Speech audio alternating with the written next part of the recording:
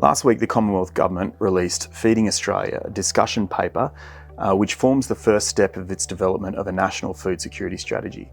Now, that's important because ASPI's National Food Security Preparedness Green Paper has argued strongly that food and agriculture must be elevated to the same level of priority as Australia's national defence. Australia produces enough food and fibre to feed and clothe over 70 million people around the world, but that system is coming under increasing pressure from biosecurity threats, climate-related shocks, supply chain disruptions, and even conflict. Now, if there is a conflict, if there is a significant biosecurity incursion or a supply chain disruption, that can threaten that productive capacity, which can in turn affect our reputation as a reliable supplier of food and fibre to the world.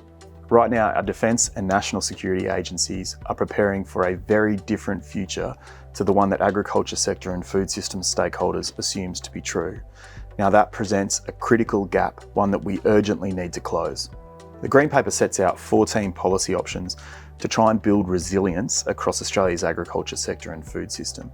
Now, this includes elevating the Minister for Agriculture, Fisheries and Forestry to take on lead agency status for the entirety of the food system and national food security preparedness.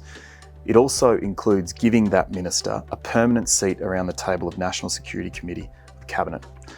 It involves regular intelligence assessments specific to the threats and risks appropriate to the food system, the agriculture sector.